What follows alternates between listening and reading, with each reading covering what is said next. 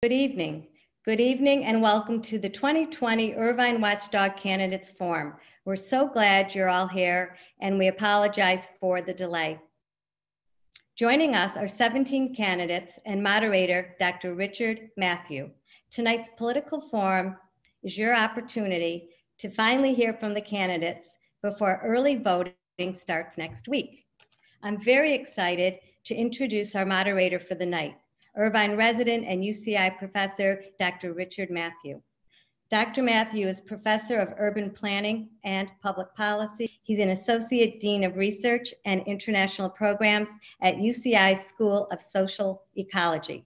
He's also director of the campus's Bloom Center for Poverty Alleviation. On behalf of the Watchdog team, thank you for moderating, Dr. Matthew, and spending your evening with us. Now I'll hand it over to Dr. Matthew. Thank you, Jean. And welcome everybody. It's a real pleasure to be here.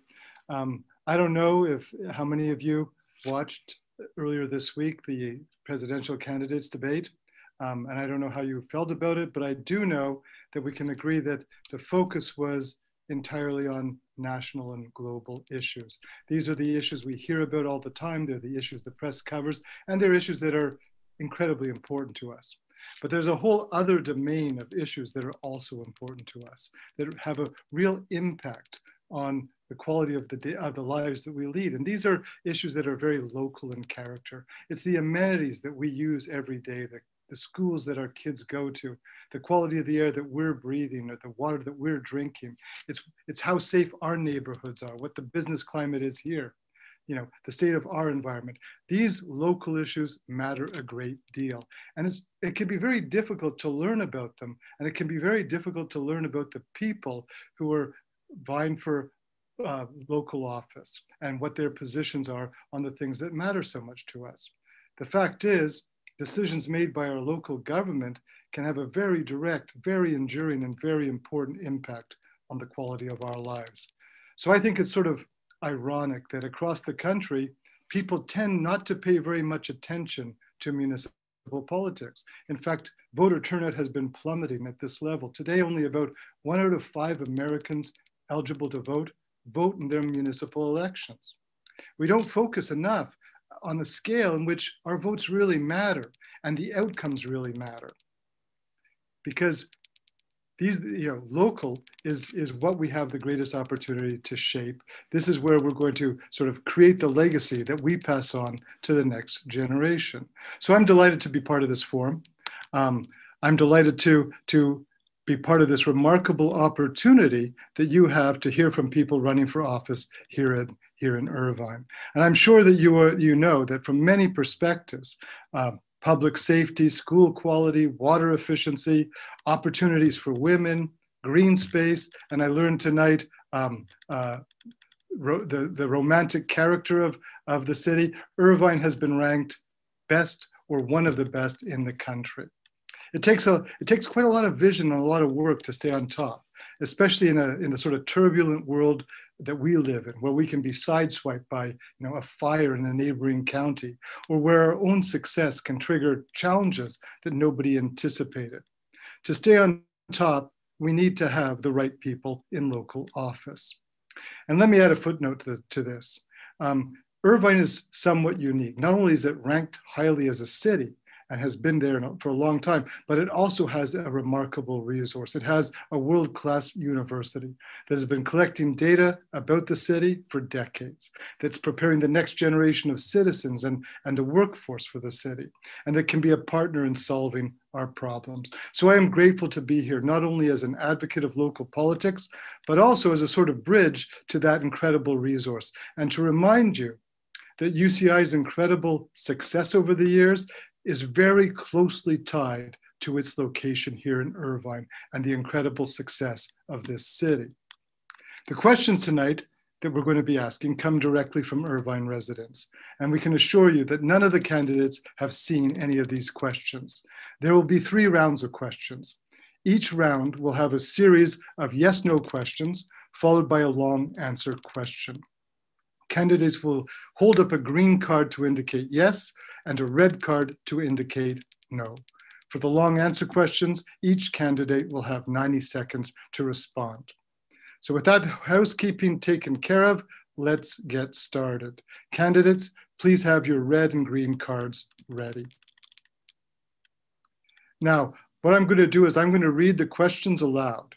Please answer each question by raising the red card for a yes response and for a no response, and the green card for a yes response. Please hold the card up to the camera until I indicate that we are moving on to the next question. You'll have no more than 10 seconds to respond. So let's start it off with question number 1. If elected, will you hold weekly constituent office hours?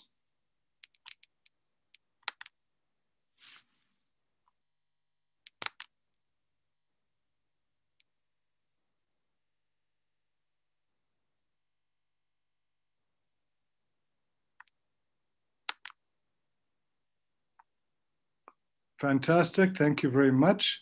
Our next question is, question 2, should Great Park residents be part of the decision-making process on Great Park development projects? Green for yes, red for no.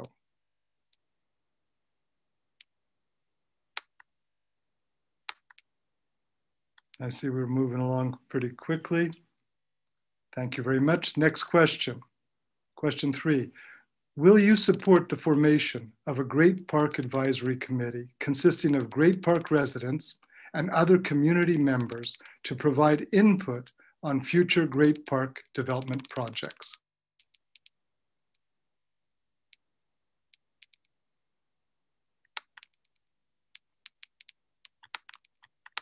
I think we've got the knack of this.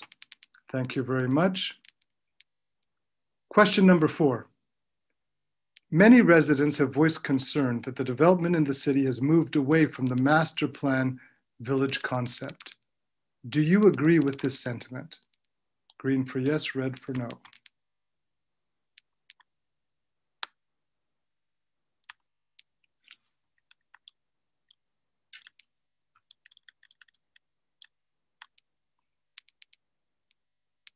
Thank you, everybody. Question 5. Will you preserve the existing village-style communities as Irvine continues to grow?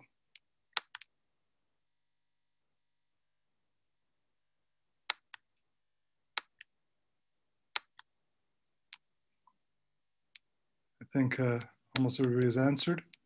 That's it. Thank you very much. Next question.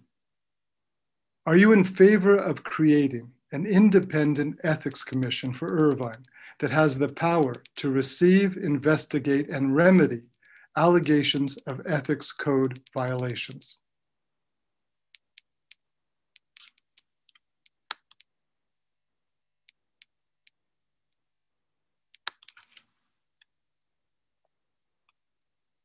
Thank you very much. Question number 7. Are you accepting financial support from developers, from their lobbyists, or from political action committees that accept funding from developers?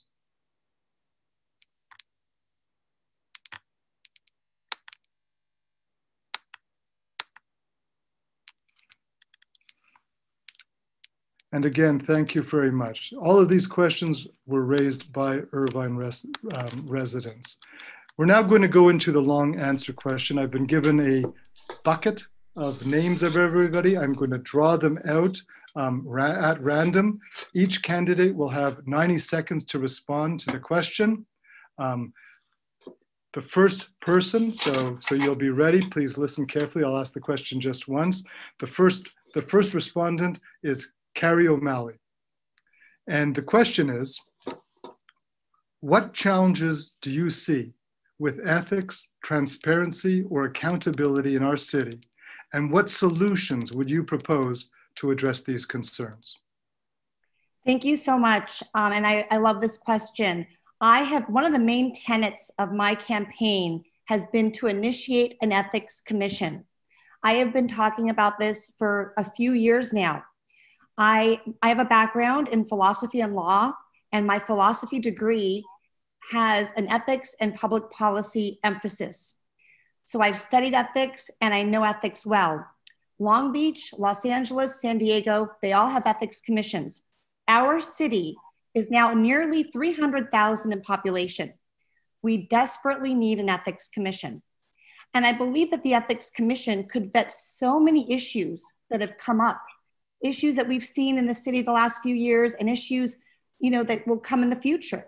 The ethics commission will serve as a wonderful way for residents to really have their voices heard. If there's any issue, it can be brought to the ethics commission. And these commissioners are not appointed by the council members. These are independent commissioners on the commission vetting these issues. So I do think that our city desperately needs an ethics commission. This is one of the pillars of my campaign. I have been talking about this. It is in all my campaign literature. It is highlighted on my website, and I will look forward to bringing this to the city of Irvine when I'm elected as city council person. Again, I do feel that this is something that our city can thrive upon. It will instill ethics in government. It will instill good government practices. And that's what I'm all about and what my campaign is all about. So I'm very happy that the Irvine Watchdog is looking into this issue. I think there's many issues that could be vetted at the Ethics Commission, and I wholeheartedly support it and will bring it to the City Council as one of my main issues when I get elected. Thank you so much. Thank you, candidate.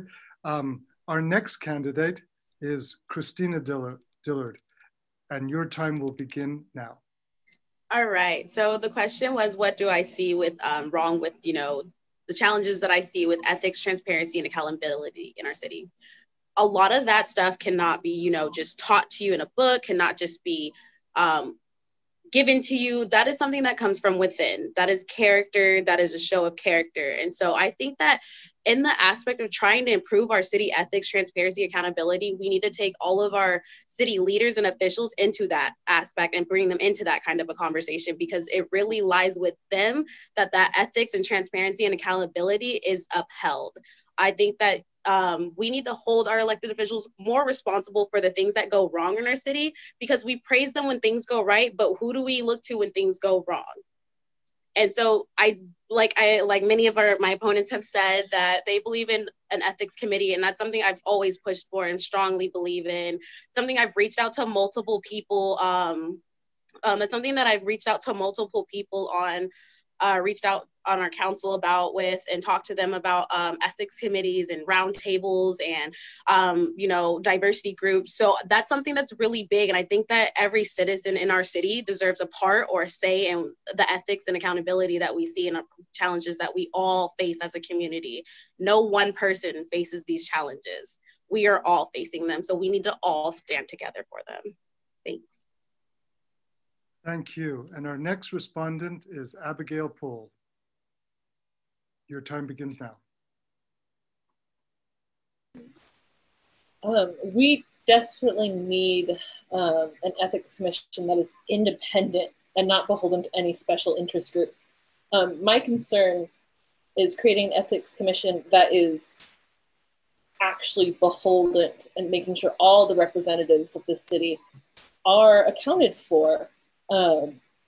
And with regards to transparency, we have a city council that shows up for things that go right, but never take responsibility for the things that go wrong.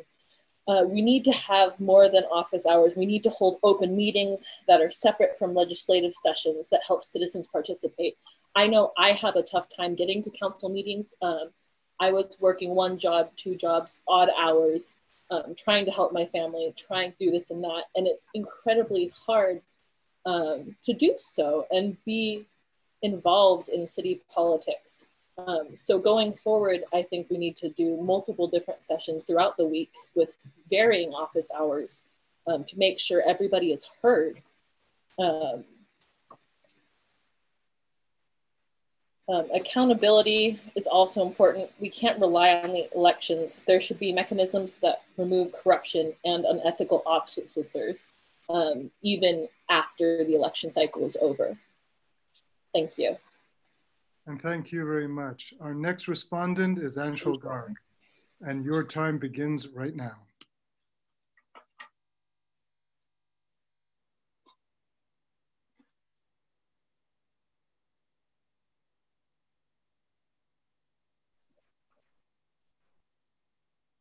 Anshul, we can't hear you. Can you hear me now? Yes. Yes, we'll restart your time. Oh, thank you. So ethics is something, again, I would say that it is learned by the experience. It can be a chapter in the book, some course, but still, everybody has to be accountable for what they do. So this committee would definitely be an answer for us to hear the issues of our community people and resolve them. What I would do is I would open, channel so that more and more people can get attracted to and say their voice. It can be any social media group or anything, and frequent meetings would definitely grow us in this column and give us a better result for everybody. Thank you. Thank you. Our next respondent is Christina Shea. Thank you so very much. And I really appreciate, Richard, your opportunity to serve us tonight and to moderate this debate.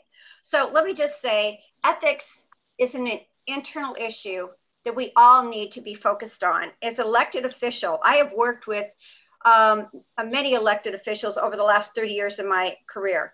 I have worked with unethical elected officials. I worked with some very wonderful ethical electeds. And it's really about who you are. I support an ethics committee, but we also, and that's why I put up my green card and my red card, we have to focus on how this is going to be structured.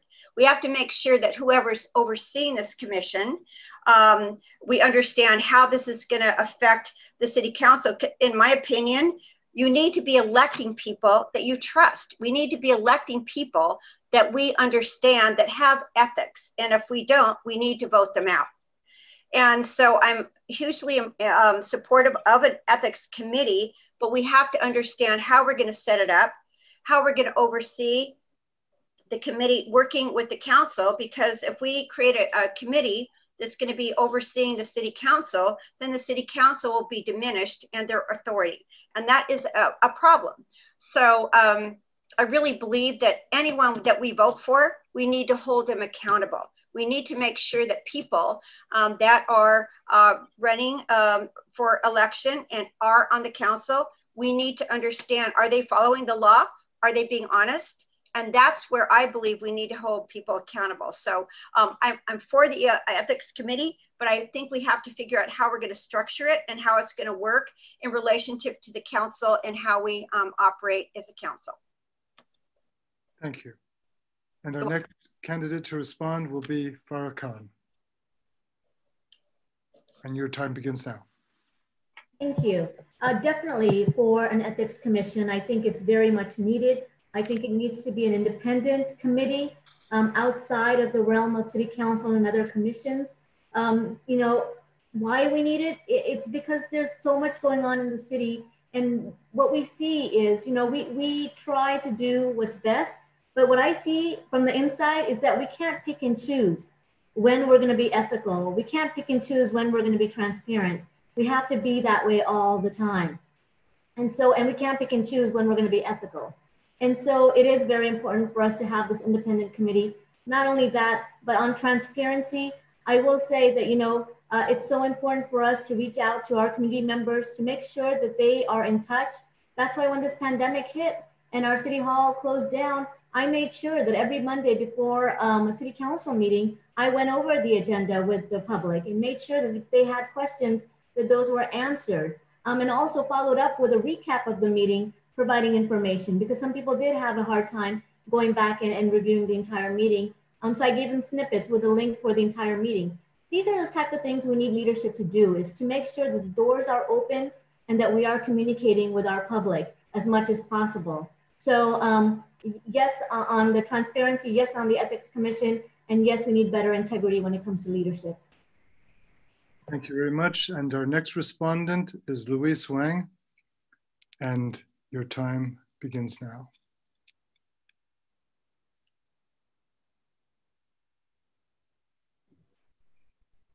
Luis Wang. I don't believe he's here. Oh, he may have dropped off. In that case, we'll move to Laura Bratton. And your time begins now. Okay. Yes, I am for ethics.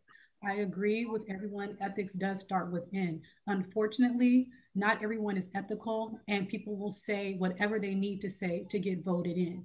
And once they get voted in, they're going to do what they want to do. And that's the problem. We need an ethics committee that is bipartisan. We need an ethics committee that our people trust. Yes, they will trust us when we get in, but once we get in, some people change, some people don't. But what we have seen throughout the years is why we have so many people running for city council, why we have certain people running for mayor right now, because people are not ethical. People get into office and they change, or they get into office with ulterior motives and tell us as constituents whatever we want to hear to get in there. We need to make sure that we have an ethics committee. It is very important. And the ethics committee needs to be separate from anyone in council, anyone that's supporting the police, anyone supporting anything. So they need to be vetted out as well. So I do agree with Christina on that. Also, as far as transparency, yes, we as constituents, we need to know what's going on, but not just knowing what's going on, we need to understand why city council or the mayor are voting a certain way. And I'm a firm believer in transparency. And if the people of Irvine don't want something to pass, and us as city council have to let them know, hey, we're passing this bill because we're looking out for your best interest, and these are the reasons why. So everybody understands and everybody is on board. Thank you. Thank you. And our next respondent, John Park. Your time. Hello, everyone. Thank you, Watchdog, for the forum. Dr. Matthew for the question. I believe in full transparency and full access. So complete adherence to the Brown Act, as well as any sunshine laws, guidelines we have in place now, or we may want to add in the future. As far as ethics, feeding off of what Christina Shea said a little bit, you know, ethics is often, if we simplify it, doing the right thing when no one is looking. And oftentimes, unfortunately, people split hairs between ethics and legality because, in my opinion, just because it's legal doesn't mean that it's ethical. So I am in support of an ethics commission or that type of idea. But of course, configuration and the nuts and bolts really matters to me. It certainly couldn't be politically appointed. And we have to think about if this would fall under the general counsel or the city manager. But generally speaking, I'm fully in support of the idea. Thank you. Our next respondent, Larry Agron.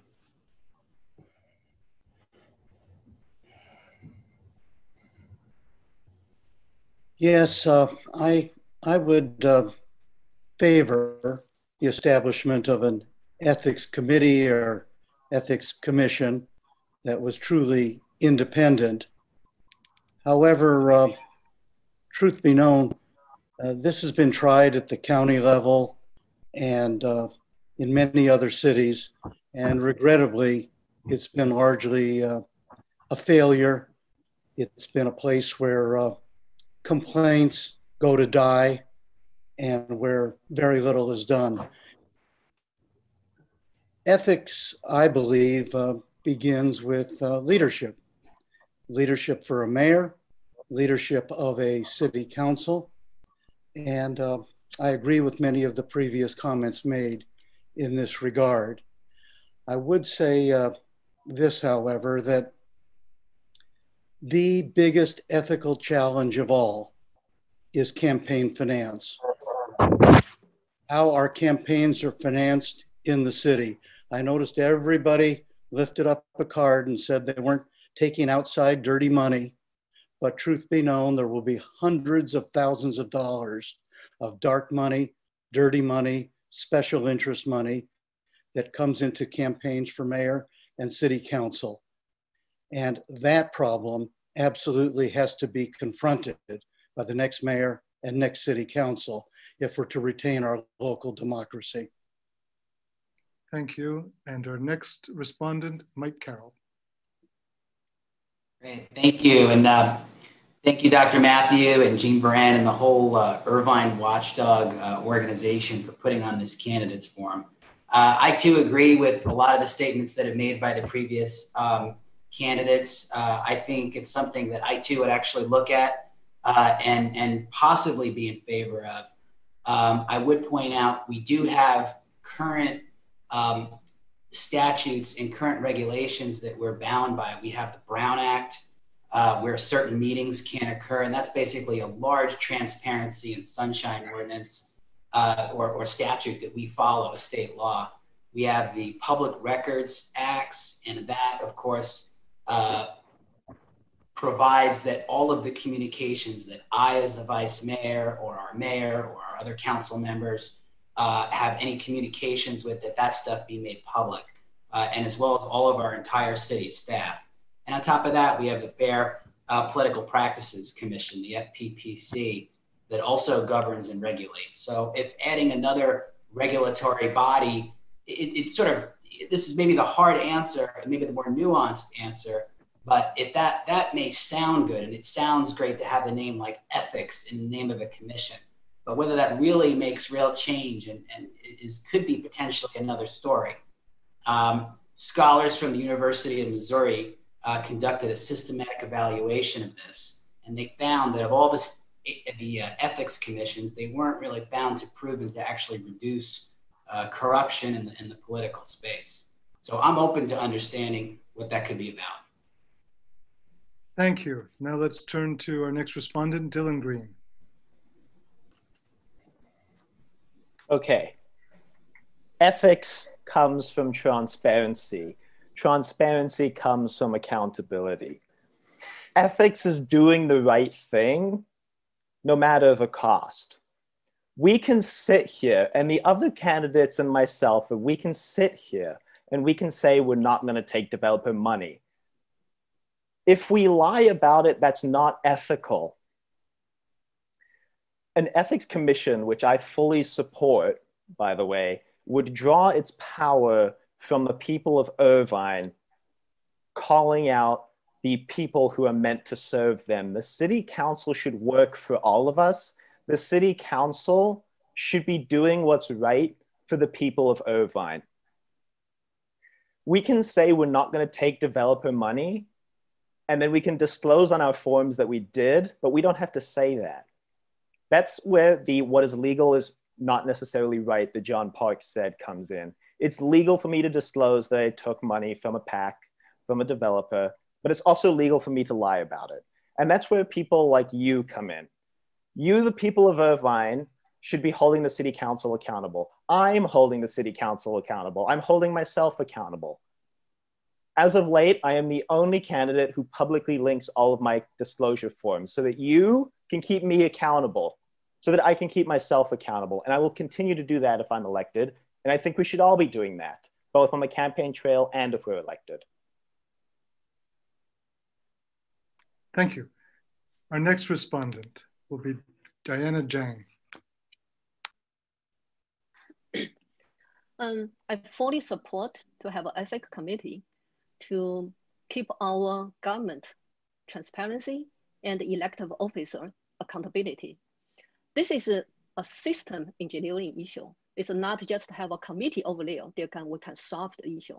How do we know the data is transparent? How do we know who approved what project? What's the voting? So we need to communicate better with our residents. We are a large city with only a few people setting policy and make decisions. As a technology expert, I believe there are many things we could do make it easier for our residents to monitor and participate in the operation of our city. For example, simple software application could allow our residents to access the data and the status of a project in our cities.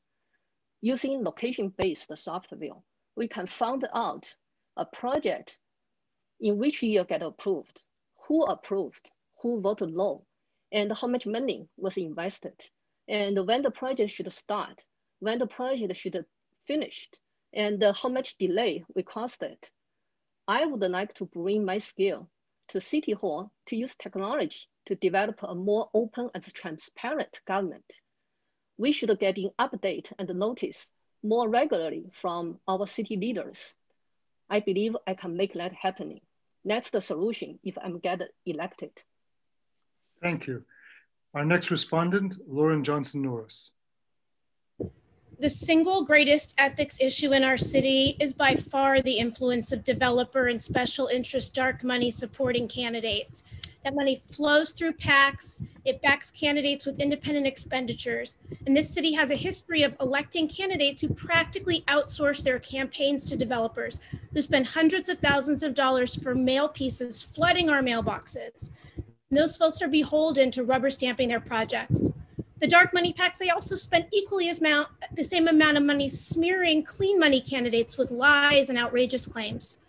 It's hard for voters to trace the money by design, but when these folks get elected, who are they accountable to? Is it the voters? No, it's those who fund their independent expenditures. So I support an ethics commission, but I also want to know who will be on it. Will it be folks appointed by council members who they are charged with holding accountable? It must be independent. It must have enforcement power because we can't count on the council to police themselves. They just won't. We have accusations right now of malfeasance and misuse of taxpayer money at City Hall that hasn't been investigated. We need accountability and we need it now. Thank you. Let's next turn to Tammy Kim. Yes, hi everyone. Yes, I also support an independent ethics commission that is not appointed by anyone in the city council, that is made up of bipartisan residents, maybe structured similarly to the Citizens Redistricting Committee or something along those sorts. But, you know, at the end of the day, you know, we need to hold our elected leaders accountable for providing an open and transparent process. So currently as residents, we have actually no way to know what progress is being made on any given project. And when I'm elected, I want to ensure that our residents know number one, what's being discussed, what's on the agenda, and to provide opportunities for input. We need to work towards compiling, and as I had stated on many, many occasions, and I actually put out my plan publicly, that we need to compile various data to have central and digestible dashboards in school boards to know what is being done on any given progress. We need a website that is digestible for people, just regular people, to be able to look. That way we know where we're at. But we need, you know, we really, at the end of the day, we need to elect leaders that we trust. We need to ensure that we have a municipal culture that is built around integrity, social justice, and equity throughout. And so vote people in who you feel have the moral compass and the ethical. Thank you. Thank you. Our next respondent, Mark Nugent. Hear me? Can you hear me okay? Hello? You can hear me? Okay. So first off, I agree with Lauren Johnson Norris, what she said about the developer money. People she have talked about went after me with their dark money as well, but we do have state FPPC laws that we need to follow as well. Now on to my answer. Let's be honest. This question stems from recent corruption discovered at City Hall that people are really upset about. We need a zero tolerance approach to corruption and ethical violations. I may be a retired police captain, but it doesn't take a police captain to know that stealing taxpayer money is wrong. What I'm wondering is where the people's values when they look the other way in this recent corruption. You guys know what I'm talking about. You guys know exactly what I'm talking about. When elected, I was promised expose and investigate corruption wherever I find it. The bottom line is zero tolerance for corruption, hold people accountable who commit acts of corruption, and those who enable them. I'd also like to explore an ethics commission more deeply. I don't think we can cover it here in our short time frame, but it's something we should look at. And I'm really curious how this is all going to turn out. Thank you. Thank you. And finally, we turn to Catherine Daigle.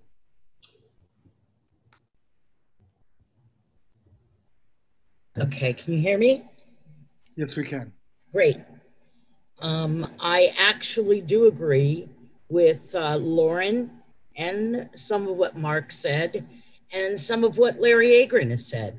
Oddly enough, after all those years, I've been following our city council for 20 years.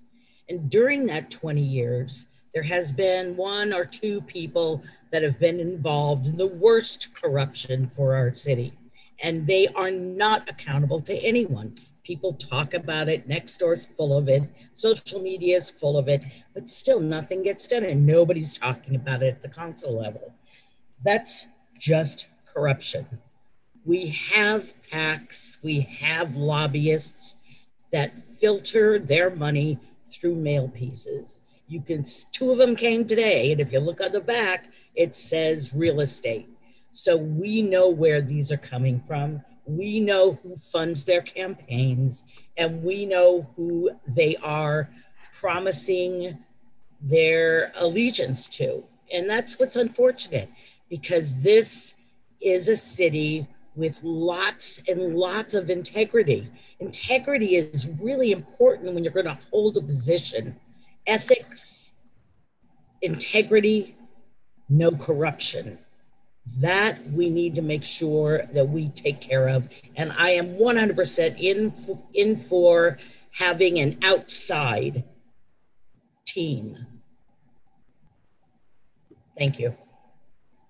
And thank you. And thank you all for sharing your views. We've seen a little diversity, some passion, and some disagreement. And I think that's what this type of forum is all about, and that's important. We're now going to turn to our second round of yes/no questions. So please get your red and green cards ready. As before, I'll ask the question. You'll have just a few seconds to show your response. And this is a set of questions that many people will be familiar with, some controversial questions here. It's a good time to get a sense of who stands where. So we'll start with round two. Our first question: are you in support of creating a housing program with wraparound services for the homeless in Irvine?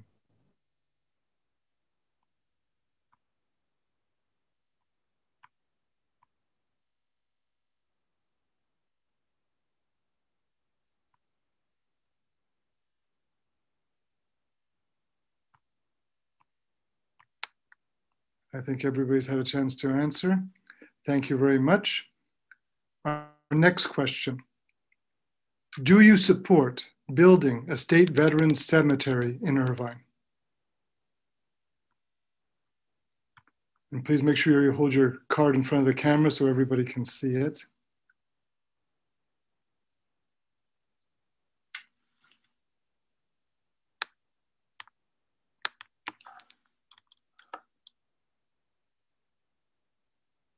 Thank you very much. Let's turn to our third question.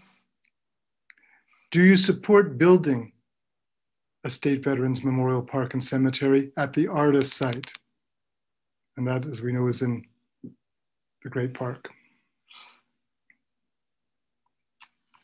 Again, please hold your card up in front of your camera so people can see it. Just for clarification, it's not in the Great Park. Arta is outside the Great Park.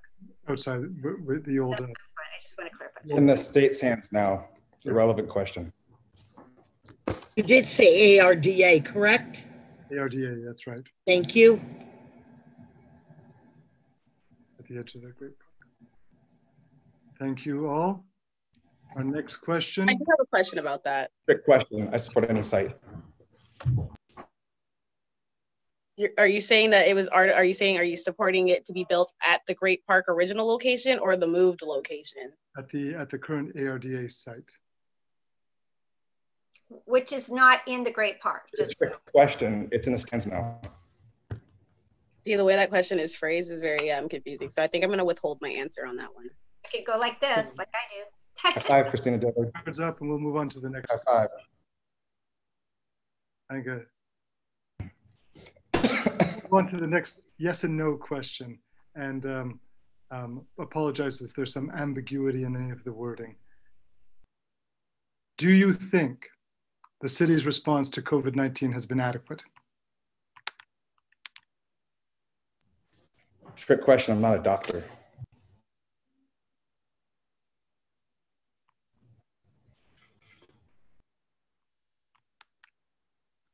Some people are willing to take a position on this. Thank you very much.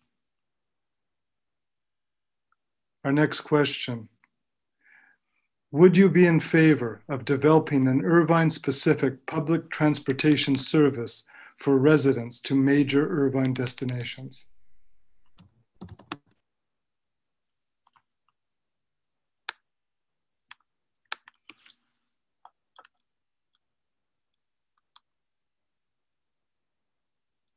Thank you all very much. Is it going to cost $200 million? If so, no. I don't know what the price tag will be, but I do know what the next question will be. Are you in support of the Black Lives Matter movement and supporting their interests and concerns in Irvine?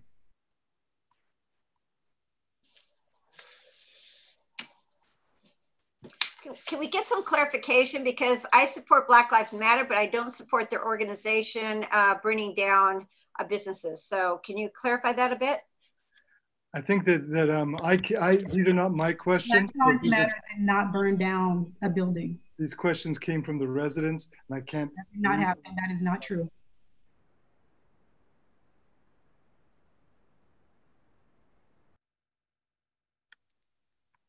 So these questions came from the residents. I'm not going to try to interpret them on behalf of the residents. I'm sort of in the same position as you all are. I'm just going to read what we were given to read, but I do understand that there's ambiguity in these questions and that they're rich and nuanced in a lot of ways. Let's move on then to the next question. Irvine is waiting to hear back from other cities on whether they will join us in a Community Choice Energy Joint Powers Authority. If no other cities join Irvine in a CCE program this year, would you vote to support Irvine filing paperwork by December 30th, 2020 to launch CCE independent of other cities?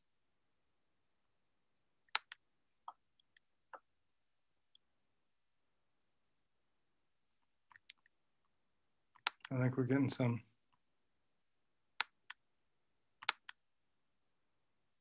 Mixed answers there. All right.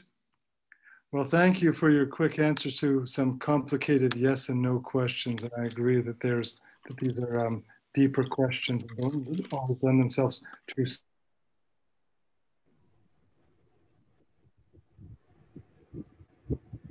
Thank you for your answers. That's the end of the yes, no questions for the second round. And what I'd like to do now is turn to another long answer question. And again, you'll have 90 seconds to respond. I will call them at random, the names out at random. And the first person I will call is Tammy Kim. And here's the question. This city council will have an important role in Irvine's climate action plan. What do you see as the top policies that should be included in the climate action plan? Your time begins now. Yeah, so I believe that climate change is real. I believe that climate change is the biggest existential threat facing humanity, facing our residents today. And I really believe that the city of Irvine, we need to be leaders when it comes to environmental sustainability and stewardship. So I really feel that in order to be a truly green city, we have to be aggressive when it comes to combating climate. We need to make sure that we take bold steps in ensuring that Irvine is 100% energy independent. We need to implement the climate action plan that was adopted back in July of 2019, and we have to sign on to community choice energy. We also have an opportunity to be leaders in the green technology infrastructure. We have like some of the best minds at UCI, and we need to use the business and the research capabilities to create a new industry. And we have the opportunity to do that, where it's not only good for our planet, but it's also good for business and our economy as well. We have to jump on the fourth industrial revolution that other countries are doing. And so if we have this opportunity in Irvine, and we have to take full advantage of it. Thank you very much. Thank you very much. And our next respondent to the question, Anshul Garg.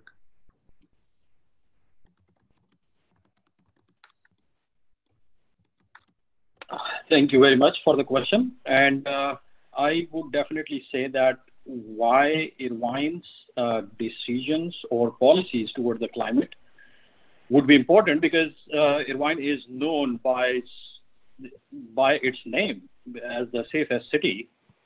And whatever Irvine is doing, it has become as a leader among the other cities and other parts of the country.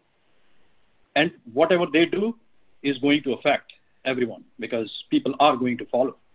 We do not have lack of scientists or the known people who can tell us what we need to do, and for keeping it green, we basically have to hold on construction also, because if there is no space to keep green, then the climate will get out of our hands. So I would say definitely Irvine should work towards it to show the people that what we can do. Thank you. And thank you for your answer. Our next respondent will be Catherine Daigle.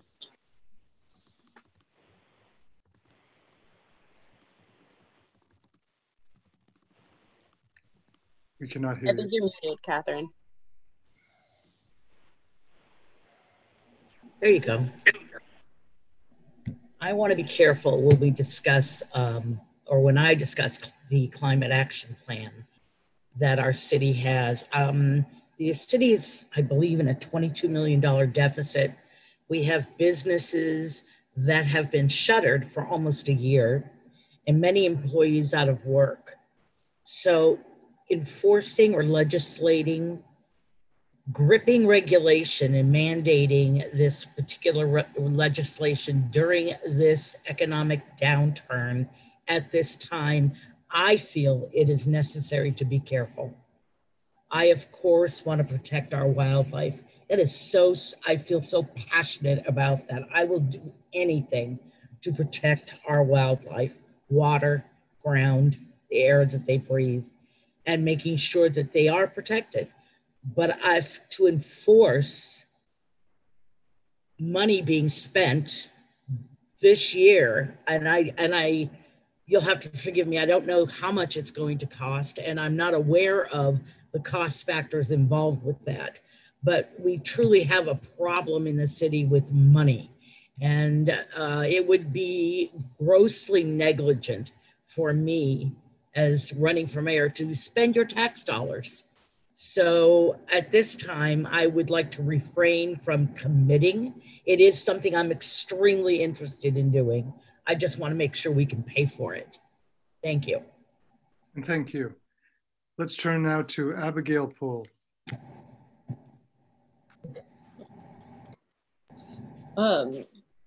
So we have a wonderful resource that is UCI, which is at the forefront of climate change research. It's actually one of the reasons I decided to go to school there.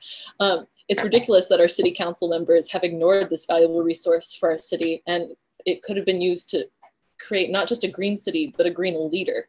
We could create a municipal system that incentivizes not just homeowners, but also apartment buildings, because 40% of our city's population is in apartments. I live in an apartment building with like parking structures that provide shade for the cars, just car stalls, but the area above them could be used for to install solar panels. We could use these solar panels then to generate electricity like we were talking about. And we could also install trash cans that use solar energy to compact trash as people use it like they have at UCI. Not only that, but we were talking about creating a transportation system in Irvine.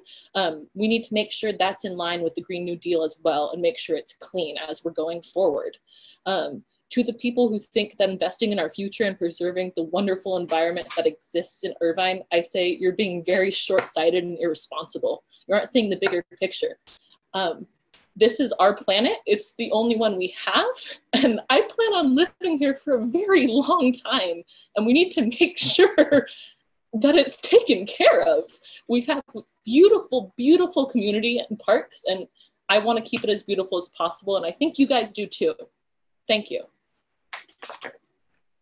And thank you. And let me just intervene and say, well, it's not exactly climate change.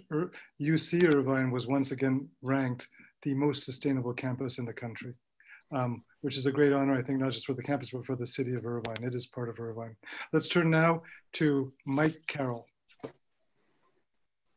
Great, thank you. Yeah, with regard to climate action, I voted for climate action last year. That was sort of really important for me and I think for our entire community. And there is the cornerstone to me of climate action would be community choice energy. And with regard to that, I just want to point out this question. I put a red card up and I will tell you why. If the city of Irvine goes at it alone with community choice energy, then if there's a problem with the community choice energy entity, the city of Irvine, the 280,000 residents, the taxpayers of this community that we're all trying to compete to be elected to serve would be at risk. So I am fully supportive of community choice energy. And again, I think it's the cornerstone.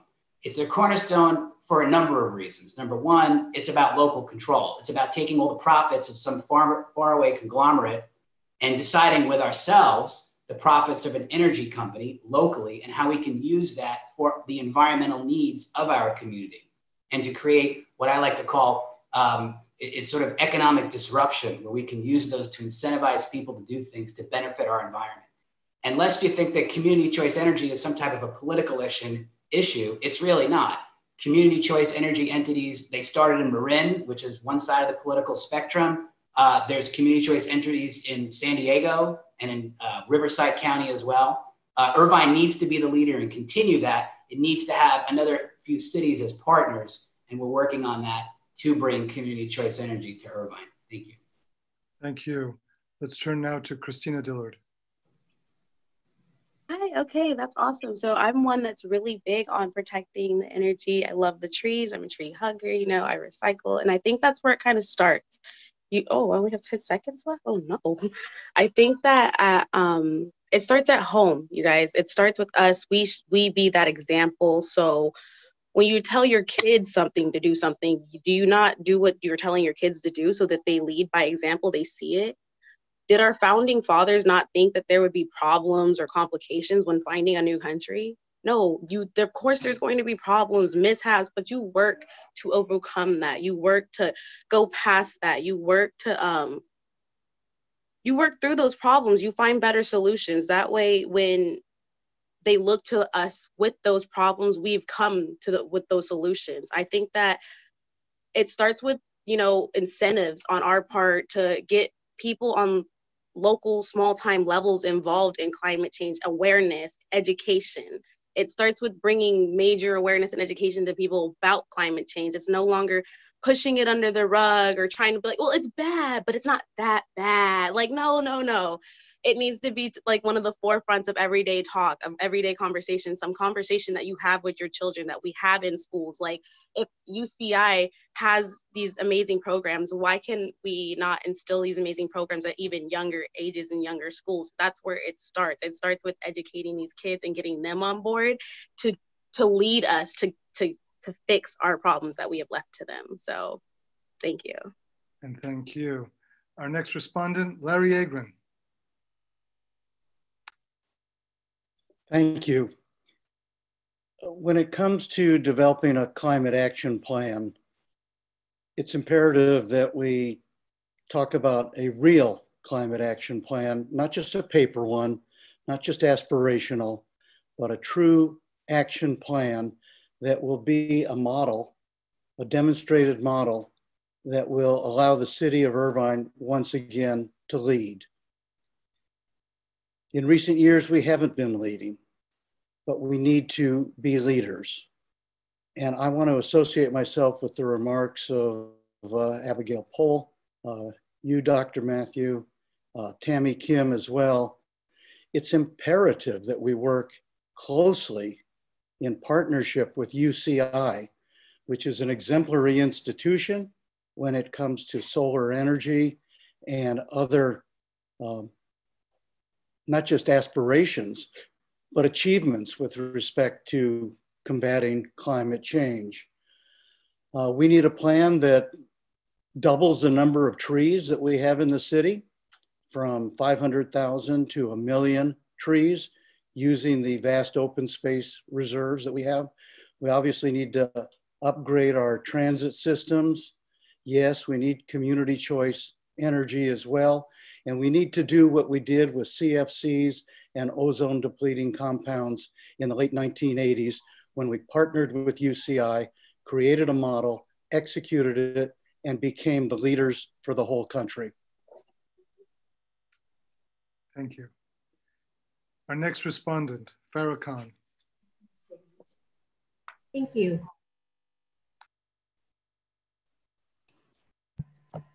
Thank you.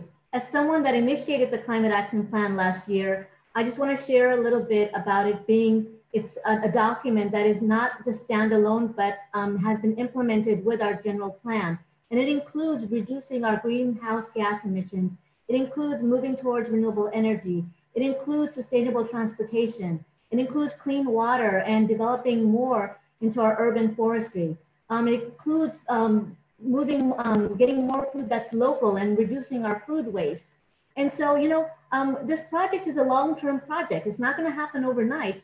And not only that, but we have been, I know, because I've been in those committees, working with our partners in the city, whether it's UCI, whether it's developers that have apartments in the city, and other people within the business communities, to make sure that we're all in line as we're moving forward. And of course, we're going to be taking into account our current situation with the pandemic and the economic crisis, but that doesn't mean we stop our progress. We continue that progress and find ways to move forward. And at the same time, I want to follow up on the CCE question. That was not a yes or no question, because one, again, like Councilmember Carroll stated, that we can't stand on our own with CCE. It produces a huge risk for us and our general fund. And at the same time, I just wanted to let you know, we do have one city that will be joining us. So we're doing pretty well on that port. Hopefully we'll have 3, but at the least we will have one additional city joining us. Thank you. Our next respondent, Dylan Green. I'm passionate about green energy, green climate plans. My last name should be indication enough. We're at a turning point in history where we're running out of time. We can't really take it slow anymore. I know some of the other candidates have echoed this sentiment.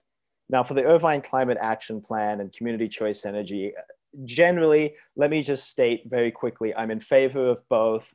As a student of UCI, who will be here for another 4 years and will have been here for a total of a decade, I know dozens of people at UCI who would be happy to work with the city. Larry Agron mentioned the CNCs in the 80s. I work in the building right next door. I see that every day, and I would wonder, why can't we do that again? Community choice energy is a major thing we should be pushing for. It will help stop the rolling blackouts. I know dozens, if not hundreds of our citizens, probably thousands, have been upset with. I know I almost got hit with them last week. I'm also in favor of creating a mass and public transit.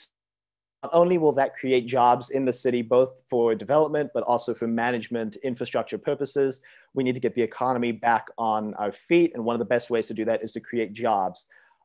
In a recent email I sent out, not to voters, in response to a questionnaire that I'll have on my website, I said that I would pledge to make city managed buildings as energy neutral and powered solely by green energy within the next 10 years. That is my pledge, and that I think is the first step we can take forward to become a leader once again in the United States.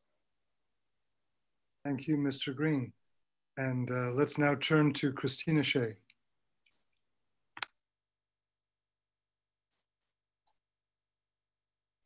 I believe you are muted. Mute. Can you hear me now? Yes, okay. So the city of Irvine has always been a city of innovation. I totally agree with Catherine Daigle and her balance of how we need to move forward, and we have to balance financial approach to also moving forward to create a green community. I have, in 2016, I brought forward a plan that we implemented a non-toxic pesticide program in our city. Our parks, our green belts, and our open space, we have moved forward to make sure that all of these communities are all within our community are all safe.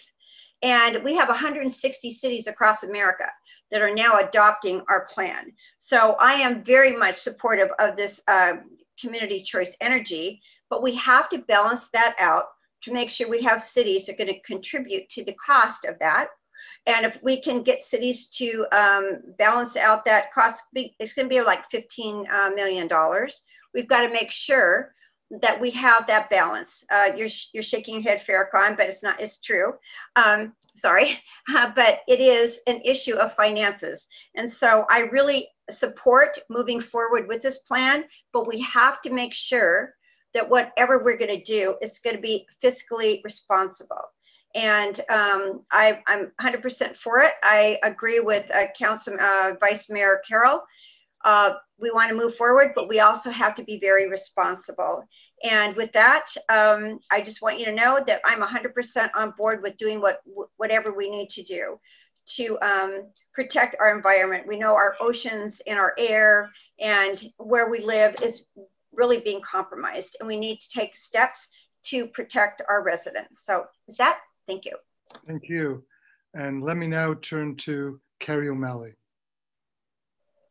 Thank you. So this is also near and dear to my heart. I am fully supportive of the Climate Action Plan. I actually spoke at the Green Ribbon Committee for our city in favor of this when this was being discussed.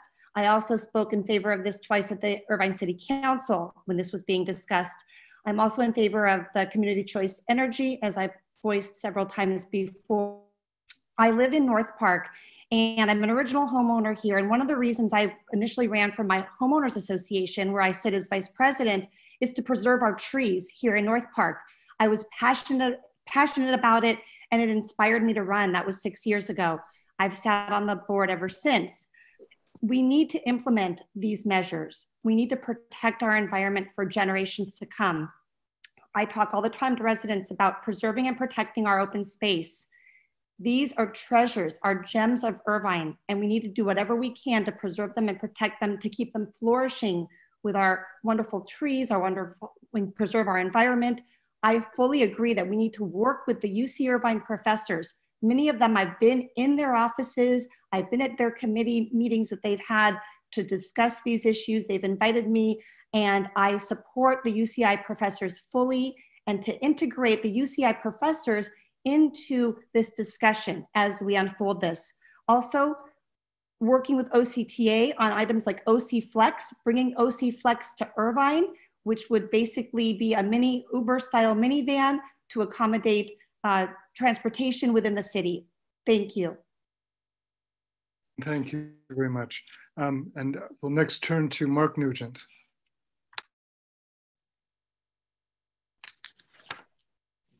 Okay, I'm unmuted. So basically on this stuff, I will defer to scientists and experts, as I am not a scientist, but I do support having clean air and water for myself, my family, and my community. I do like clean drinking water and breathing clean air. You may already know, but good, strong leaders don't need to know every single thing about every single topic, which is why I defer to experts and scientists on this specific subject. I do find it interesting to watch over the last few elections when politicians like us here try to answer every single question rather than simply being honest about something that may not be in their professional background, like I'm saying now. I'll bring attention that I have experience commanding and leading multifaceted complex military units in austere environments. For example, my last unit that I commanded had 140 soldiers with 38 job specialties that were not mine in an infantry unit. I had to know and trust the experts to advise me to make the proper decision as the commander. If I made the wrong decision, it would literally cost people their lives. A strong leader needs to know where to find the experts, ranging from environmental safety to safety in community parks and anything else that may come up between. I am that proven and strong leader. You can see behind me just a few of the words I've received from leading, from basic achievements to heroism. There are many more, but I ran out of wall space. When elected, I'm not someone who's going to get pushed around from anyone, from environmental issues to safety for our most vulnerable residents and city staff employees. Thank you. Thank you, Captain Nugent. Let's now turn to Diana Jang. Thank you. The city of Irvine has maintained a long-standing history as a leader in environmental policy and construction. We should continue doing that. And it's grateful we have a UC Irvine here. We should continue working with the research center in the university to bring the latest technology into our environment protection. I really believe we should do something to do the environment protection. Like myself, and I go to beach cleaning. I took my family, my kids go to beach cleaning, working with the OC Coast Keeper to protect our environment. And I live in Quail Hill, which is next to our open space, really enjoying the trails over there. There's a balance over there. At this moment, we are in the middle of a pandemic and our city have a deficit. So our priority, we must get recovered.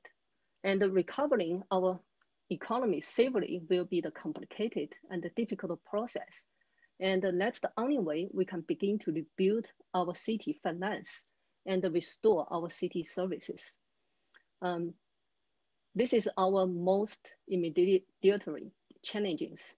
And so we will continue kind of keep our environment protection and environment policy and continue to be the leader in this area. Thank you. Our next respondent, Lauren Johnson Norris. Climate change is the greatest existential threat to our generation. And I've been endorsed by the Orange County League of Conservation Voters because of my commitment to fighting climate change. Every city is already mandated by state law to have a climate action plan, but we need to have a standalone document that can be updated more than once every 10 years. And the question will be, what will Irvine's require? Community choice energy is not enough. I've created a standalone climate action plan with UCI professors with the goal of reducing emissions over the next 10 and 20 years. We will inventory emissions, we will set a reduction goal and implement strategies for reduction. You know, cutting emissions provides many benefits across different sectors in our community, transportation being one. We can reduce traffic by using clean energy and public transportation. With regard to education, we need to create the workforce of the future, creating good paying union jobs with benefits that are focused on the jobs of the environment. We need to prioritize local and veteran hiring through these jobs and get folks to work. And our building and development can allow us to reduce energy costs and keep those energy dollars here in Irvine. And finally, we must reduce water consumption, the cost to pump it, and increase and incentivize native landscaping. We need leaders who know who they are. They will stand up and fight climate change right here at home and won't back down under threats or pressures or because their oil and gas donors don't want them to. Thank you. Thank you. And let's finally turn to John Park. Great. Thank you, Dr. Matthew. You know, if you study the Irvine master plan, which I'm sure all the candidates have, and of course, that's the root of Irvine itself. Actually, one of the covenants of the Irvine master plan is environmental stewardship. So a lot of people will tell you that this issue is political, but it's really not. It's, you know, so I'm fully committed to preserve and protecting our environment in our city. That includes the 16,000 acres that we will set aside upon full build out for open space. But I've got to tell you, with my business background, I'm a bit more pragmatic. You know, you'll always find me asking, how are we going to pay for this? And unfortunately, after COVID and the deficits that we're facing, this actually becomes a more important question. So community choice, I'm all for it, but we definitely need to get the other cities to commit. We can't do it alone. I think we need to be very surgical in our solutions while we face this budget crisis. Adding of EV stations, for example, we just added one. I'm a finance commissioner and I had the privilege of voting for adding one, and we did that through grants. So that was a very smart way to do that. Solar, great idea. Parking lots. TUSD, for example, has done a great job implementing solar at some locations. So I'm all for it. And also, Dylan, my last name is Park, so I guess I'm also for parks. Thank you. Well, and I thank all of you for staying on time and being so concise and efficient. I realize that that's not an easy thing to do. Given all the references, I should mention UCI's new Climate Solutions Initiative, which is a world-class resource of scientific expertise. And that group reflects the sort of diversity that we see. I have one person who says they did not answer, so let me give the floor to Laura Bratton.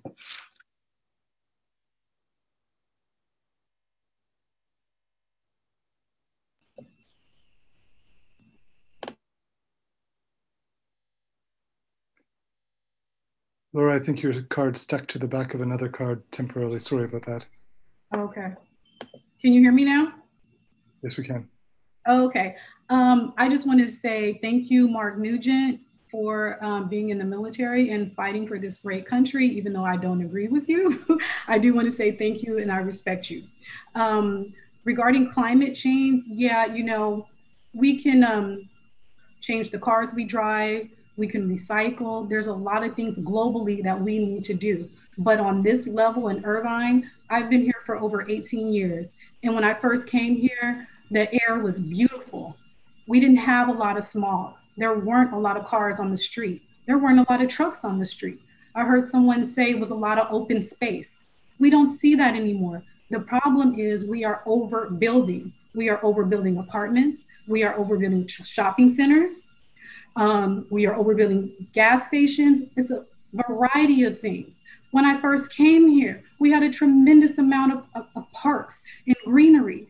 And now it's smog. I have to have a purifier in my home to be able to breathe correctly. And I feel as though here in Irvine, as a city council member, as long as we get the right people, we need to slow down on the building. Yes, cars, solar, all those things, recycling, globally we need to do that. But in this community, the problem is overbuilding. And the people of Irvine are smart enough to know that we need to slow down and figure out which direction do we want to go. Do we want to slow down and make this a more community-based city? Or do we want to make this a city where it's, you know, we have 1 million people here and our kids can't walk down the street? We don't want that. Laura Bratton, City Council. Thank you. Thank you. Now that ends the second round of questions. We're now entering the third and final round of tonight's event. So we'll start again with some yes/no questions, and I appreciate that these provide a bird's eye view of positions on some complicated issues. And no doubt the audience is aware that some of you enthusiastically support yes or no, and some of you support them with conditions that you don't have an opportunity to express. So in spite of that limitation, let's move in, because I think this is a very valuable type of thing. It sort of suggests how important these issues are to people and how much deeper they would like to dig into them. So round three, our first question for round three, please have your red and green cards ready. Are you in favor of having homeless and mental health matters responded to by social service professionals along with members of the police department, rather than continuing to leave the responsibility primarily to the police department, as is the practice today?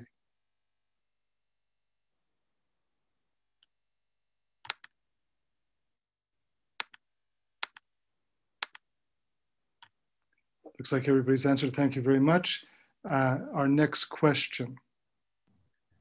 Will you help protect and advance LGBTQ rights in Irvine?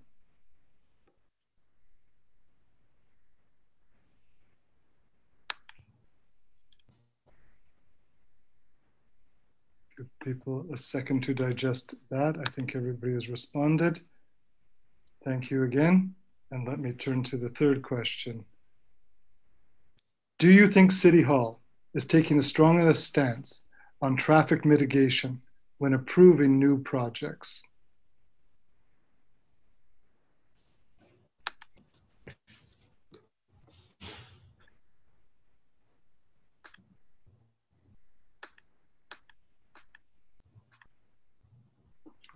Again, thank you, everybody. Our next question. Most cities the size of Irvine have at least 9 city council members. Would you be in favor of increasing Irvine City Council from 5 to 7 or 9 members?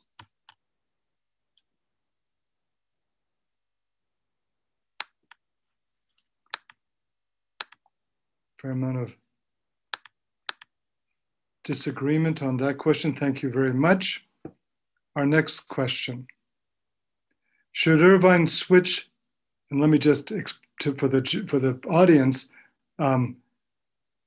municipal governments are often elected on an at-large basis where the individuals represent the entire city, or a district basis where they represent essentially subunits of the city. So the question is, should Irvine switch to district elections for city council seats, similar to our IUSD school board elections in the future?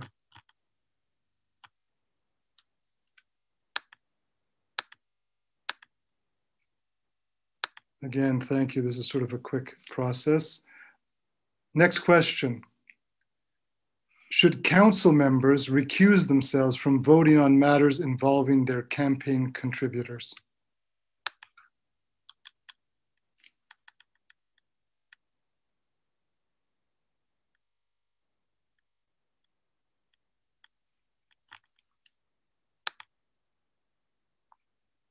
Thank you very much. An interesting snapshot. Now for the final question of what has been a long evening, and I'm sure it's been an interesting evening. And I think this next question is an important one.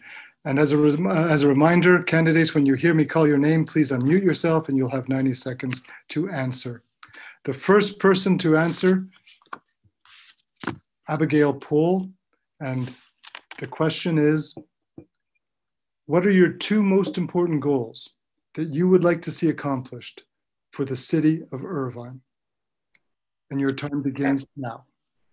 Hi, my 2 most important goals are going to be getting the Veteran Cemetery built. That's the whole reason I started this thing, because I did not have faith that it would get built if I didn't try to do it myself. My grandfather was a veteran, and California has the 2nd highest number of veterans in the US, and we have nowhere to honor them. The second thing is making sure we take care of our citizens. My favorite quote by Terry Pratchett is, "Evil begins when you begin to treat people as things." I want to make sure that we are taking into account the people we serve, whether that be on council or mayor or wherever we are. I'm hoping I speak for everyone in this place that before we take money, before we look at corporations, before we do anything, we are looking at the people we serve. Going forward, I want to make sure I'm upfront and honest with what I'm doing. I want to make sure that our council is upfront and honest with what they are doing. I've been reading the budget that was proposed, and it's scary. I'm not an economist, but from what I understand, there are major shortfalls that need to be fixed. I hope that we all move forward together and make a better Irvine. Thank you. Thank you. So the 2 most important goals as an elected official. Our next respondent, Carrie O'Malley. Thank you. So I know we all have so many goals. First off, quality of life and open space, and preserving and protecting our master plan community, which is Irvine. It's the essence of Irvine. It's why so many of us moved to Irvine. So number 1 would be quality of life, protecting our master plan, protecting our village concept, our neighborhoods, our beautiful open space, our recreational abilities to get outside and go on those hiking trails and go cycling and be outdoors and play sports on our beautiful fields. So absolutely preserving and protecting the master plan, the open space, and what Irvine is. Second would be multiple items, but initiating an ethics commission is top notch, because that many of these items fall under that, such as the cemetery, as Abigail just talked about. 68% of the people want the cemetery at the original location, the ARDA location. So initiating an ethics commission to vet these concerns, to have transparency, so that when people want answers, when there's any issue, we have an ethics commission, and that so many things would fall under that. So again, to have transparency in government, to vet issues, very important, and to make sure that the public is involved. I have an open door policy, and that's been very crucial in my campaign, and is why I'm running, to be the voice of the people. When I'm elected, it's the people I represent, and I will work hard every day for each and every one of the residents of Irvine with inclusivity, kindness, and respect. Carrie O'Malley for City Council. Thank you. Thank you. Our next respondent, Tammy Kim.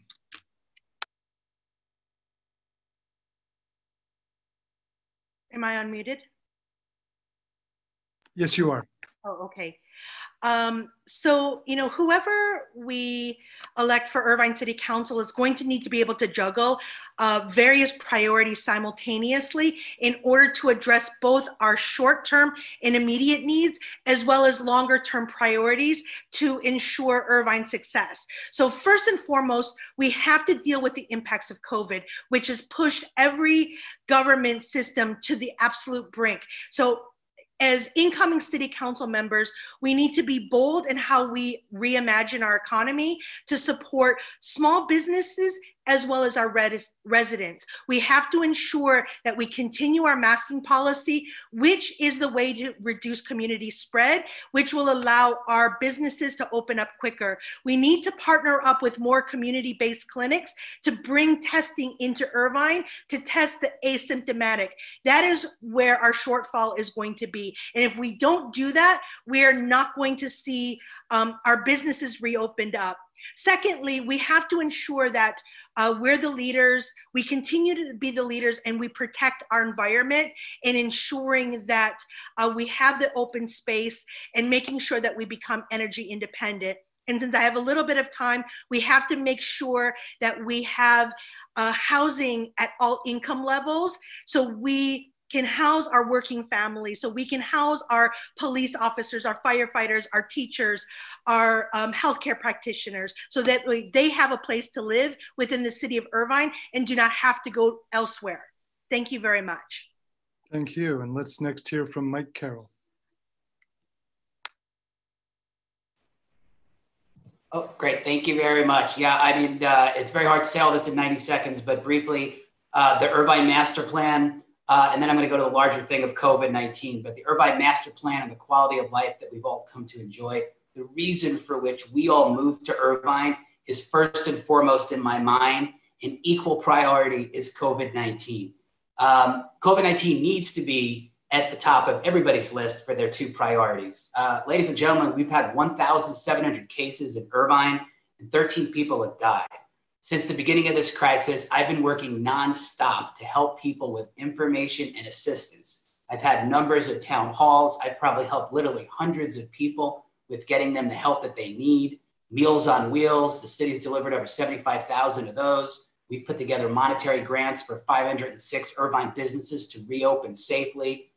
We've done a rental assistance program where we've helped, I think, close to 2,000 renters in our community that are in need of financial help. We established a COVID-19 hotline that's taken thousands of calls. So we need to continue helping our residents get through this crisis and to help reopen our city responsibly and safely.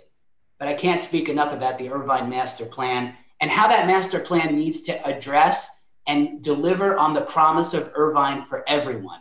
And I have 10 seconds left, so I cannot read the email that I received, my favorite email from a gentleman that I was talking to that felt marginalized, and things that came out during the racial justice movement that moved my heart and my mind. And those are the things that I would be prioritizing. Thank you.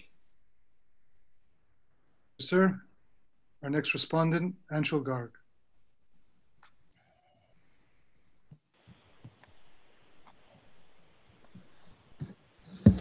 Thank you very much for the question. I hope you guys can hear me. My main goal is to keep the status of the city as safest. I am repeating that, but this is something which has been going in my mind, because Irvine is growing fast, and we have to maintain the security and safety of every citizen, which is really, really important for me. So I would like to work with the IPD and other law enforcement.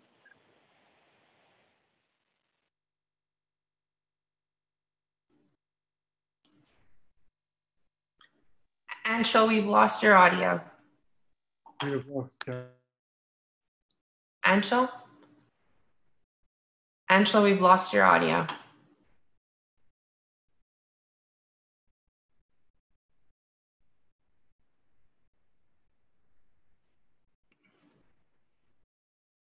Yeah, it's cut. Dr. Matthew, why don't you move on to the next speaker, and we'll give Anshul his time back at the end, and hopefully he can correct his issue. Fantastic, yes. Go 50 seconds. Let's turn to Christina Dillard. Hi. Okay, so some of the major issues that I see that we face here in Irvine that I would really like to address are social issues and COVID-19 reconstruction.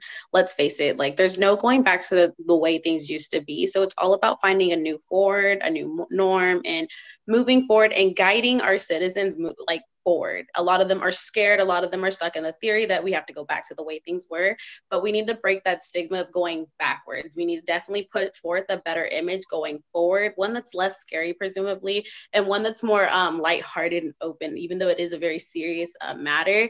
It's just that, yes, there are a lot of businesses that have taken hits. There are a lot of mishaps with students wanting to go to school and needing to go back to schools, and just the whole mental being cooped up in the house and not being able to really get out. That's really weighing people down. So those are things that I really feel are some of the forefront, because I feel like that's one thing that's the major concern right now. That's the major news. That's what's going on. Another thing is our social reforms. I think that Irvine, we can't look at Irvine like it's LA, because it's not LA, it's Irvine. So we have to do everything, we can't look at the news and be like, oh, well, we have to do what they're doing, because that's not how that works. We need to do what's best for our people and work with our people. I want to work with the people that feel that their voices aren't heard. I want to work with the people that are underrepresented, that feel like they don't have a say. So I want to work towards getting more people involved in our local government of color, of diversity, age, shape, sex, height, everything. No matter what it is, we all live in the community and make up this community.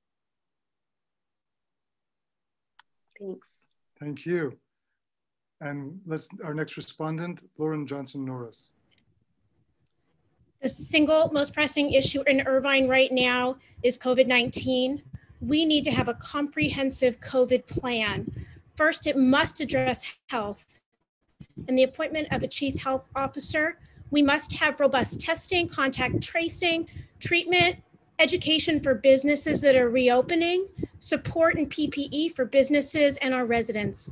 Second, the COVID plan must help move this economy back to thriving success like we've seen in Irvine in the past. We must support small businesses and the working families who live here, including homeowners and renters, to prevent anyone from falling into homelessness. I'm working on that as a city commissioner right now, allocating millions of dollars to our nonprofit partners to assist families and seniors. Second, the most important priority is definitely ethics and the formation of an ethics commission. No one person or entity can regulate itself. And ethics is not just who we are inside. It's a matter of policy and putting protections in place to keep government honest and accountable.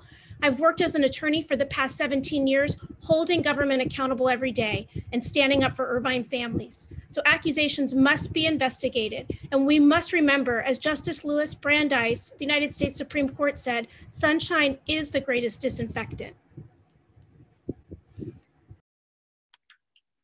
Thank you very much. Our next respondent, Diana Chang. Thank you, Dr. Matthew. If I get elected to the office, I will keep our community health and safe, keep public safety funded with a diversity training and community engagement. I will drive the creation of the software applications that will provide more timely and useful information to our residents, which become more important in this challenging time. Regarding for cemetery, veteran cemetery, we really appreciate people who kind of protect our freedom. The veteran cemetery is approved by City Council, and the initial funding is approved by our government. I will work with the laboring community to make sure their voice is heard during the design process. And during the pandemic time, it's very important to get our economy recovered. And we should also view this recovery process as an opportunity take a fresh look at the way how we perform city service and to see if there's any way to be more efficient and cost effective. Maybe we should consolidate functions to kind of to use technology to simplify operation and better control personnel costs. And thank you. Thank you. Our next respondent, Christina Shea.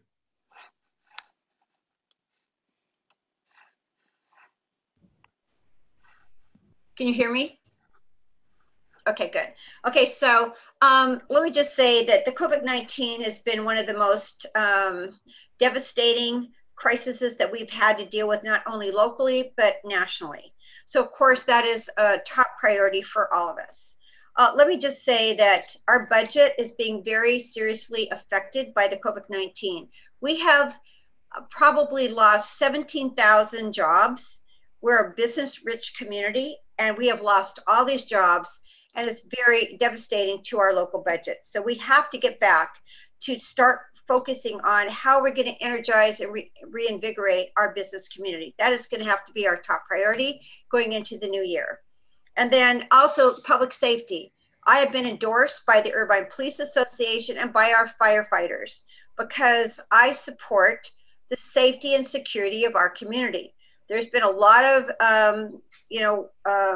efforts to say that doesn't matter. It does matter. Our security, people move to our city based on our safety, based on the fact that we are spending about 40% of our budget to ensure that our city is protected.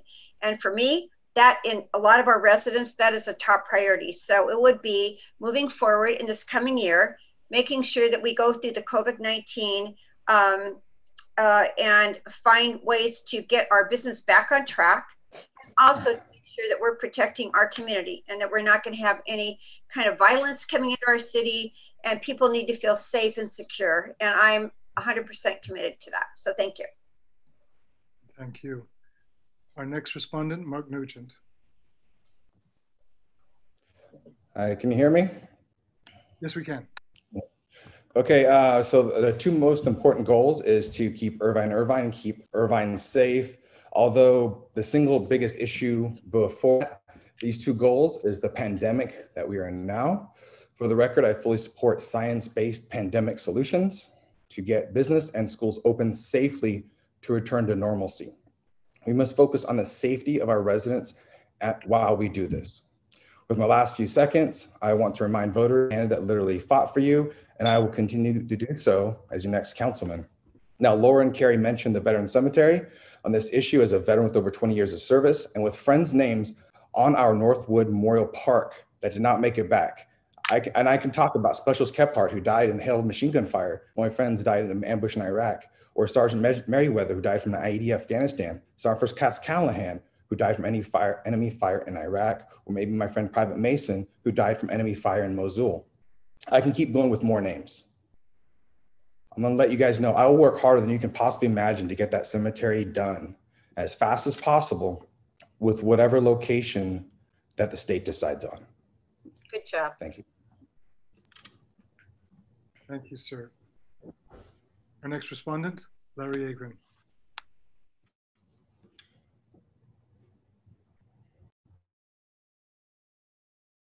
We cannot hear you.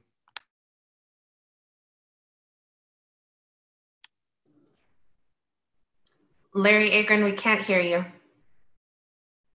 Thank you. As others have commented, a year ago, we would not have, any of us, had as a goal dealing with a pandemic, but that is upon us. The COVID-19 pandemic has revealed very serious failures, actually, in our society, institutional failures.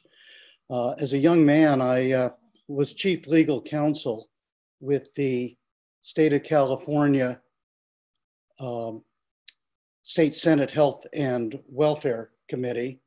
And in that regard, I was familiar with the devolving of a lot of the authority to the county governments, county health departments. That is a failed system, and Irvine does not have a backup system. We need to have a public health workforce, a chief health officer. We need it now, we need it yesterday, and these people need to be hired resorting to our rainy day fund, a fund of over $50 million that is available for precisely this kind of issue and problem. As to the Veterans Memorial Park and Cemetery, that should have been completed and operational as of the last Veterans Day. And it's imperative that we follow through on that promise and do what the people of the city of Irvine want, locate that at the Veterans, at the artist site for immediate construction to begin. Thank you very much. Our next respondent, Catherine Daigle. Thank you. I want to first start out with, of course, the Veterans Cemetery and the need to get it built. It's been kicked around like a political football by the council for years. I don't know the reason why, except the developers don't want it there, so they're not going to approve it. And that is why they're not been in the council meetings to finish the Great Park, because we are still looking at that unfinished for 20 years. Now, I'd like to move on to COVID. COVID is very, very important. We had no plan. We had no backup contingency plan, risk plan, like any company does if there was an earthquake or a hurricane or anything. You have a plan, so you can enact that plan almost immediately. When the plane stopped running the end of February, my daughter was rushed home from Grenada on a chartered Afghanistan flight from medical school. They did it in a matter of hours, overnight. That small, tiny little nation, Grenada, was able to figure it out and get it done. And they even got all of our stuff here just a few weeks ago. So we can do this. We need to do this. And in order for our businesses to open up, employees to get hired, and our families able to feed their families, we need to figure this out and get these tests out. Thank you. And thank you. Our next respondent, John Park. Thank you, Dr. Matthew. My first priority would be the economy. You know, when it's safe to do so, we definitely need to reopen and thrive again as a city. Most businesses will tell you that this is a 5-year problem, COVID. So post-COVID, I suspect it will be a 5-year problem for the city as well. So it will take quite a bit of innovation, belt tightening, prioritizing of certain budget line items, as well as, you know, possibly looking at our reserves, et cetera, to get through this and get back to where we were before.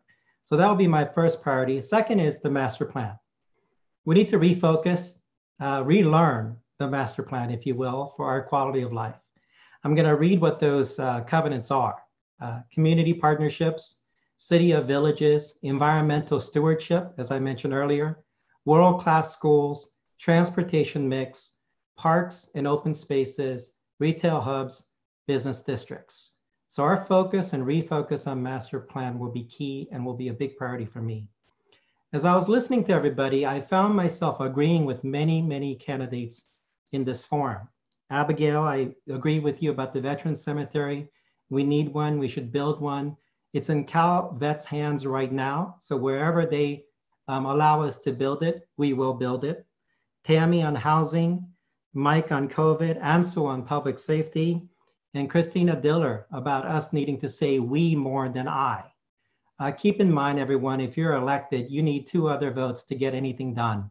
It's important that we understand this. Thank you. Thank you.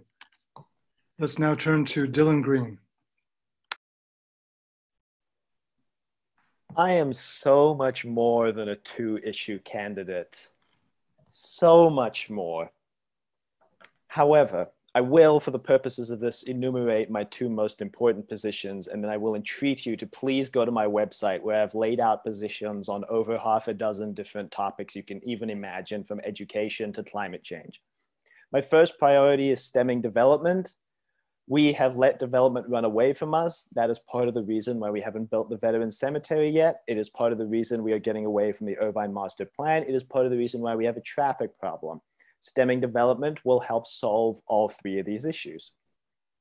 In addition, stemming development will allow us to refocus our efforts on the COVID-19 response that we have sorely lacked in many departments. And part of stopping runaway approvals is to refocus council time on COVID response. How do we help businesses with COVID? How do we help people like you and me with COVID response?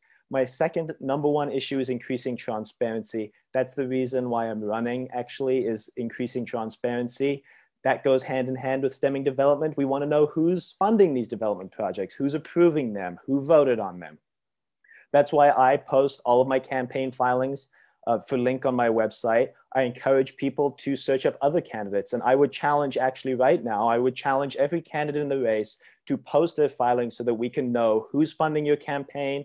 Are you being transparent, and will you work for us, the people of Irvine? That's why I'm running. I'm running to support everyone in Irvine, not just the developers. Thank you. Our next respondent, Laura Bratton. Hello. I just want to say that I agree with Abigail. The Veterans Cemetery should be built.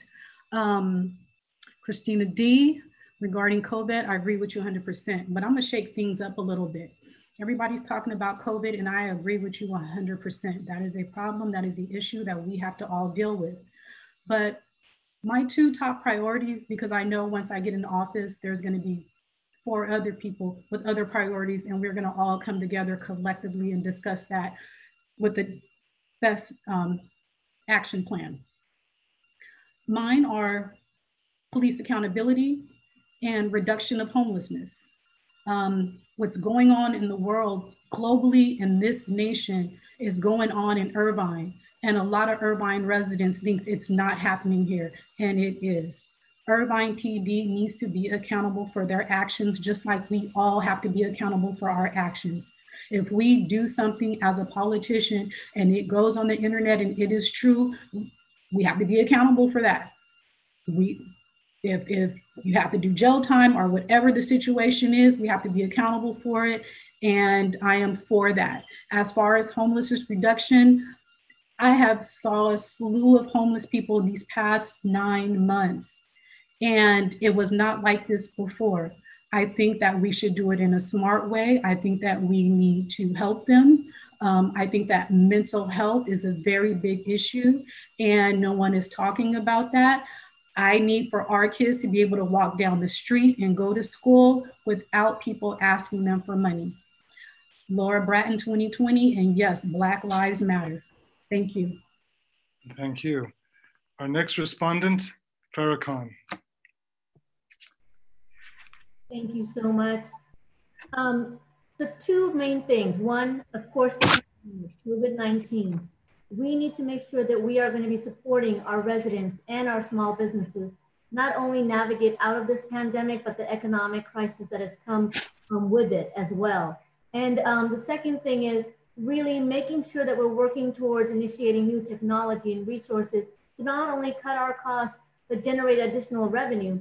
As we're moving forward, we need to make sure that we are working on a city that is going to be equitable for all, that is going to be economically and environmentally sustainable. One of the biggest things that I did when the pandemic first started was get together with so many of our community partners and ask them exactly what they were working on so we could be in line with everyone else. And that's something we need to continue doing. We need to do that as we move forward, as we figure out our reopening process, as we follow state guidelines, and at the same time, do that as we're serving our communities and making sure that our city is inclusive to everyone. Thank you. Thank you very much. And now I'm going to call upon Anshul Garg.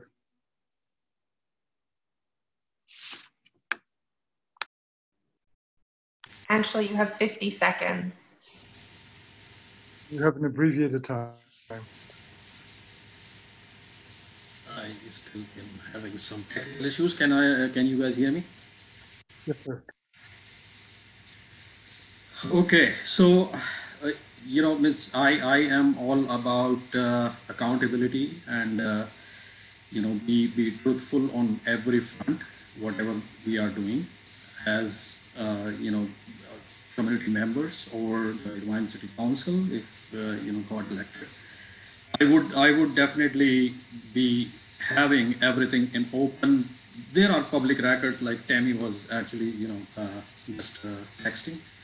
So I am all about opening the portals, having very, very open channels for people to get involved with the city's decisions and voice their words. Thank you.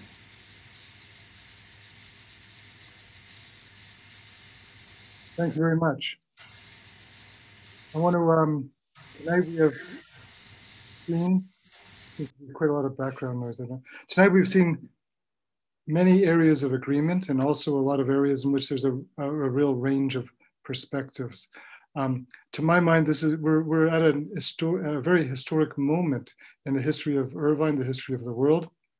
Forces, powerful forces, COVID-19, concerns about social justice, concerns about environmental change, about the next layer of economic growth and development are shaking up the dynamics of cities around the world.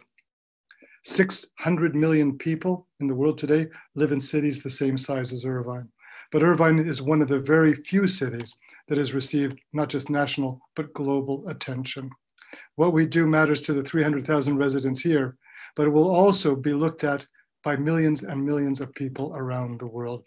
We're an influencer as well as a place to live. I want to thank the candidates for their frank participation tonight. I want to thank everyone who has joined us tonight. I want to apologize for the technical difficulties, including my own. I dropped one of the cards in round two. I apologize for that. I want to thank the organizers of this forum. You can watch it again, or you can share it tomorrow at irvinewatchdog.org. Good evening, stay well. Thank you very much. Thank you so very much. Thank you.